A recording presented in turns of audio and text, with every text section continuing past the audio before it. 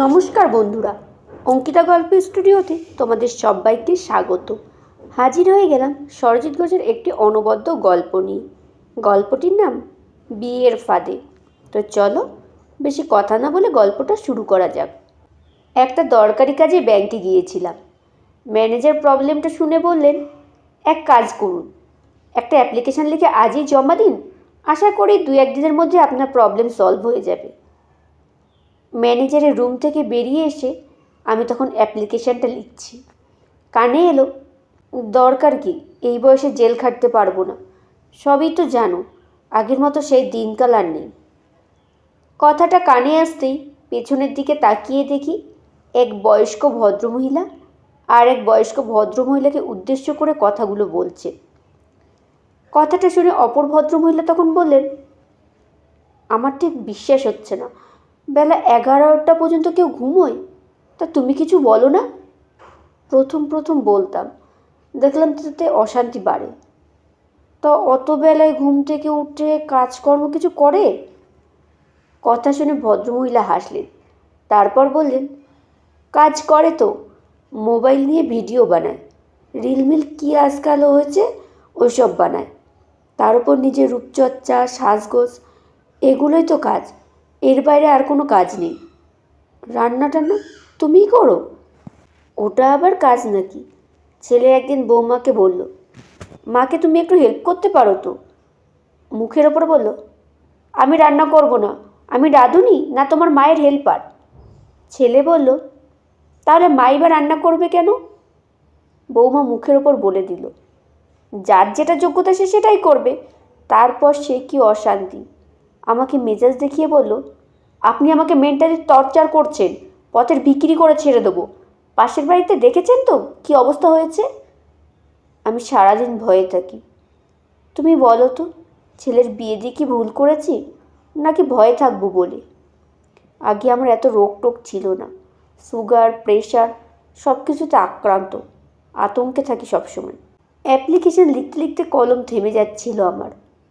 ভদ্রমহিলা কথাগুলো যে একদম সত্য বলছেন সে কথা বুঝতে অসুবিধা রইল না।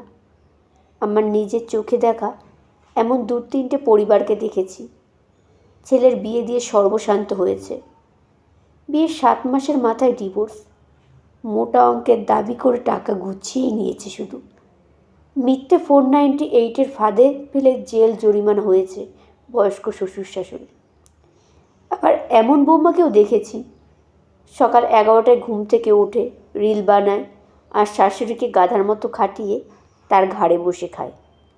অ্যাপ্লিকেশন লিখতে লিখতে ভাবছি, কি দিনকাল এলো সত্যি।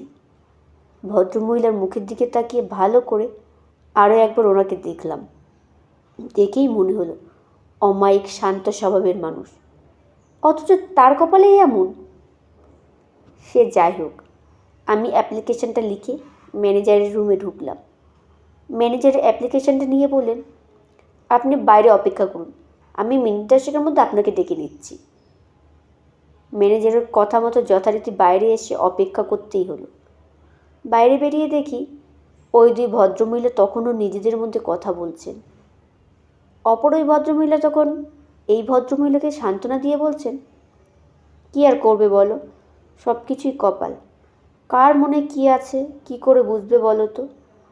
আজকাল অনেক মেয়েই বিয়ের পর ইচ্ছে করে ডিভোর্স নিয়ে এক রকমের ব্যবসা খুলে ফেলেছে, মান সম্মান নষ্ট করে দিয়ে ছেলের পরিবারকে ধ্বংস করে দিচ্ছে।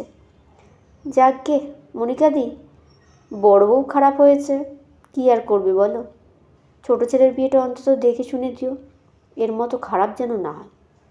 ভদ্রমহিলা বললেন, দিতেই তো চাইছি, ছোটো ছেলে আর বিয়ে করতে রাজি হচ্ছে না, আমাকে বলে দিল। এই বেশ ভালো আছি, চারিদিকে যা দেখছি তাতে আমি বিয়ে করে ওই ফাঁদে পা দিচ্ছি না। এই বুড়ো বয়সে আমার বাবা মাকে মিথ্যে কেসের আসামি হয়ে উঠবে আর আমি চোখে দেখেও কিছু করতে পারবো না, এর থেকে বড় যন্ত্রণা আর কি হতে পারে। মা, তুমি আমাকে বিয়ের জন্য চাপ দিও না। ভদ্রমহিলার ছেলের কথাগুলো শুনে আমি তাই ভাবছিলাম, এ কথাগুলো একেবারে উড়িয়ে দেবার নয়। আমার পরিচিত এক ভাই, সেদিন তাকে বিয়ের কথা বলতে সেম কথাগুলো আমাকে শোনালো। আজকাল বহু ছেলেকেই দেখছি বিয়ে করতেই চাইছে না। এমনটা যদি চলতে থাকে এ তো আগামী দিনের জন্য এক অশনি সংকেত। বিয়ের মতো এক পবিত্র সামাজিক বন্ধন কলুষিত হয়ে উঠেছে কিছু নোংরা মানসিকতা মানুষের জন্য, যারা ডিভোর্সটাকে হাতিয়ার করে মোটা টাকা ইনকামের ফায়দা তুলছে। সেই সঙ্গে আইনের গেরোয় পড়ে জেলের আসামি সাজতে হচ্ছে ছেলেটিকে ও তার পরিবারকে। এবার বোধহয় ভাববার সময় এসেছে। আইনের একপেক্ষিক বৈষম্য আর নয়, আইন বোধহয় সবার জন্য সমান হওয়া দরকার। 498 শুধু নারীর জন্য কেন, পুরুষদেরও থাকুক। সত্য মিথ্যা যাচাই হোক, প্রকৃত দোষী শাস্তি পাক, সে পুরুষ হোক বা নারী। আইনের ফাঁদটা কারো যেন হাতিয়ার না হয় অন্যকে জব্দ করার জন্য। অন্তত যারা মিথ্যে কেস সাজিয়ে ডিভোর্সের গল্প তৈরি করেছে তাদের টাকা আদায়ের ধান্দা বন্ধ হোক।